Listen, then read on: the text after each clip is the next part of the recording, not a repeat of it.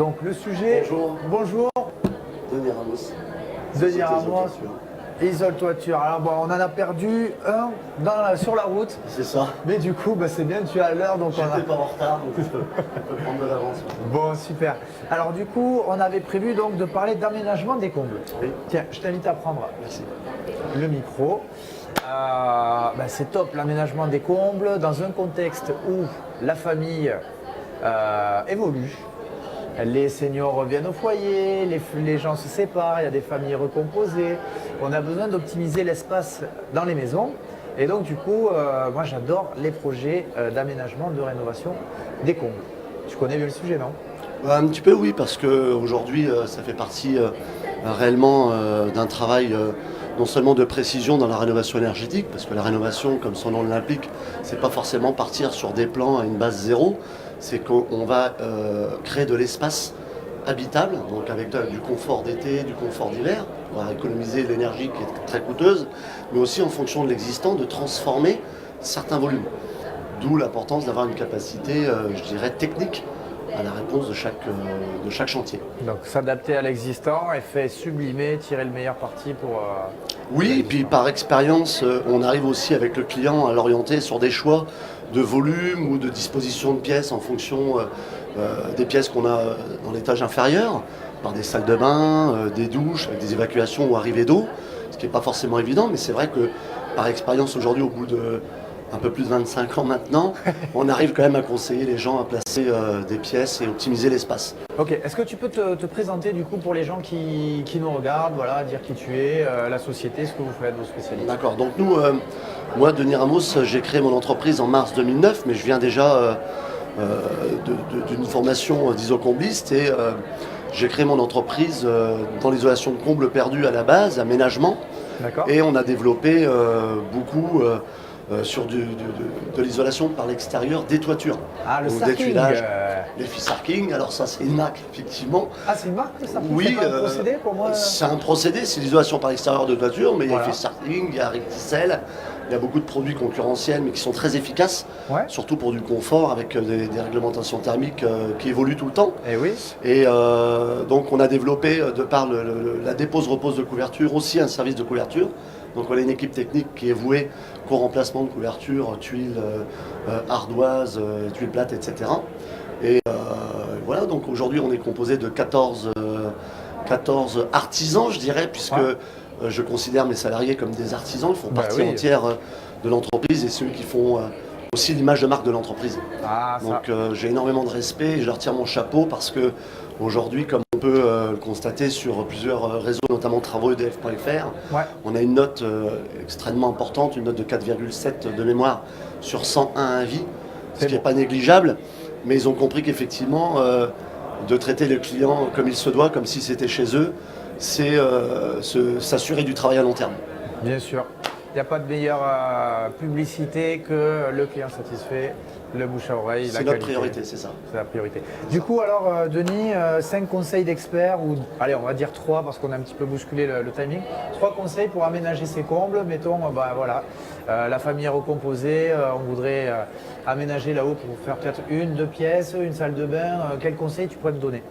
Déjà, c'est d'axer vraiment en priorité une isolation performante.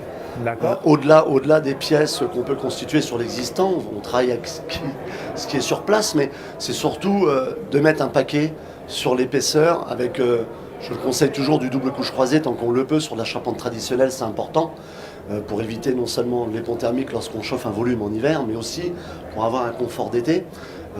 Donc si on peut mettre un peu plus que prévu, c'est quand même conseillé. Et donc, ensuite, le conseil pour quand on va aménager des combles, c'est de penser à l'isolation vraiment, du toit, vraiment sérieusement. Pas à l'intérieur parce qu'on va perdre de l'espace peut-être, mais vraiment votre spécialité. En fonction de ce qu'on a, on peut avoir aussi des fois démonter des baculas anciens, des placo qui sont des baculas. Donc, je parle un peu technique, c'est du lati avec du plâtre sur des maisons anciennes. On arrive à les déposer, on a des surfaces quand même importantes, déposer, travailler en double couche croisée. Et puis ensuite railler, plaquer, etc. Ensuite, c'est avoir aussi de l'espace d'éclairage. Alors, de la pose de fenêtre de toit, je ne vais pas citer la marque Velux puisque c'est les bah, piliers. c'est parti.